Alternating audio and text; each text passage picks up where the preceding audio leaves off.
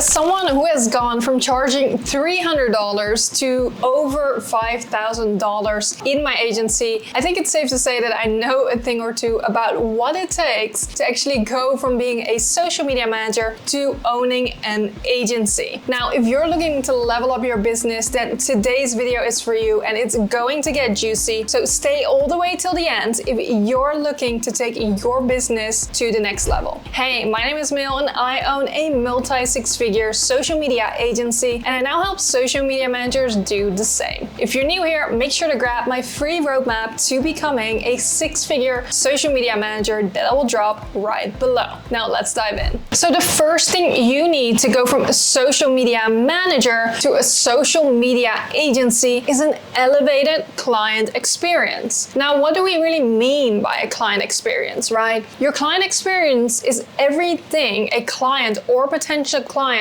goes through from the moment they inquire with your business all the way to onboarding, all the way to working with you on a consistent basis, right? On an ongoing month-to-month basis. From start to finish, you will want to have mapped out their entire experience of what it looks like, right? So if you were to jump on a client call with a client right now, right? What would you tell them what the experience looks like, right? What do the first 3 months look like? So for our agency, we have it entirely mapped out, the onboarding process. The first 4 weeks, the date they receive their strategy, the date we go live, the date they get the approvals, the turnaround time of the approvals. To the T, it's completely mapped out what your processes and systems are so that your client has a very smooth process with you, enjoys the experience, right? Because it's very easy and they know what to expect. So the expectations are there. Now, if you want to take it a whole nother level, you can even incorporate things like client gifting, right? Sending out a welcome gift to clients, little details like that just make it a really smooth experience. And you will see that the higher ticket client is going to be looking for that because they are investing, right? They want it to be easy for them. That's why they're outsourcing in the first place, right? So also just to give a bit of an example, when I was a social media manager, solopreneur, or in my early journey of this career, right? And I charged a lot less than what we charge now in the agency. I didn't have a true client experience, right? Everything was just kind of up in the air. We would do your content, create your calendar. They didn't know exactly when they would get it, right? I would onboard clients at any day of the month, for example. That's another one. Right now in the agency, we only onboard clients at the first of each month. So if they come in mid-month, they would have to wait till the next month to get onboarded. But all these things make for an elevated client experience so that you show the client that you have it all together, right? And it makes it easy to work with you and gives them a great experience. Now, the second thing you need to do to go next level is form a squad, right? The obvious difference between a social media manager and an agency is obviously, right, multiple people and having a team. Now, while an agency or owning an agency may sound cool or impressive, right? I don't think it's for everyone. And you may not enjoy building a team, building your own squad, because it does come with a lot of additional pressure, right? A lot of more things that you need to do, that you need to manage, that you didn't have to do when you were a solopreneur or just a social media manager, right? And so forming your own squad really comes down to starting to delegate, right? If you're still in the early process, but you're like, hey, I want to become an agency, I don't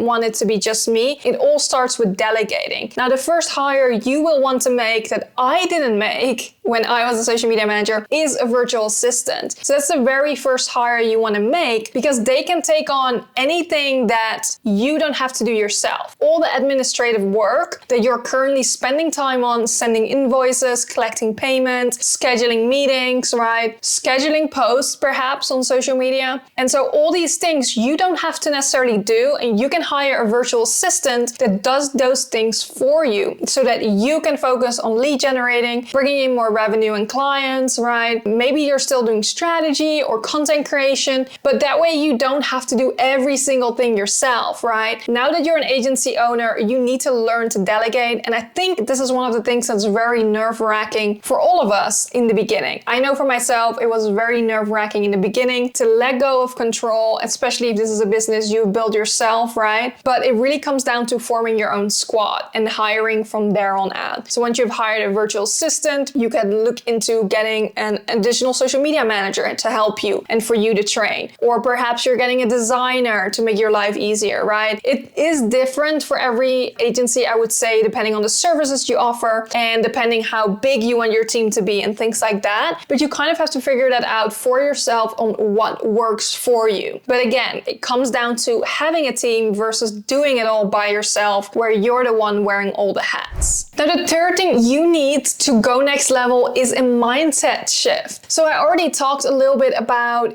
being an agency owner and whether that's something for you, whether you would even like it to own an agency, but it comes with a huge mindset shift, right? You're now an agency owner, right? And perhaps, yes, you still work in your agency, but this means you need to trust the process and change your mindset around a lot of things, around investing, around leading a team, managing a team, right? Managing clients, right? You need to go in a whole different mindset to be able to feel confident, trust other people to do what they're doing, right? And again, not wear all the hats yourself. And this is really something you learn with experience. You don't go and grow into an agency from overnight, right? I sure didn't for myself. And even when I first started scaling into an agency, it was really hard. It was almost like we had to take everything down and start all over again. That's really how it felt. But having the systems, processes, client experience in place after 6 to 12 months, it allows you now to charge more money, right? And so at that point, you're in a mindset where it doesn't feel like a lot to charge $2,000 or $5,000 because you have a client experience, you have the systems, you have people on your team. And so it makes sense for you to charge the money you are charging. But you need to shift your mindset around that and feel confident in the services that you offer as now an agency owner. Now, the fourth big thing that really goes hand in hand with mindset is investing, right? As you scale a business, any business will experience this, but you're likely going to be investing up front, right? Because you might be wondering to yourself, okay, but how do I scale into an agency, right? When do I start hiring? And sure, you do need to have a certain income, right? You do want to have some revenue to be able to start investing, at least in a VA in the beginning, and slowly take on more people. But sometimes that means you are going to have a loss sometimes, right? Of course, you need to make sure you're taken care of and you can feed yourself or your family, whatever it may be. But you need to trust the process, that you're investing up front. You need to trust that the clients will come if you put in the work and put a team in place. Especially, we know as entrepreneurs, right? We're always taking risks. We build our own business. It is a risk in itself. And so sometimes you may feel like, oh, we need the clients first and then I'll start hiring. But that's obviously not going to be the case. That's in an ideal world, right? If that was the case, every single person in the world would be an entrepreneur because there's absolutely no risk. So sometimes you need to invest upfront, whether that's in people, in a team, or in tools that you're using, right? That you absolutely need to make your life easier. But trust the process. Because I know from my experience in the beginning, again, of scaling, it was tough. And there were months where I would skip my own payroll,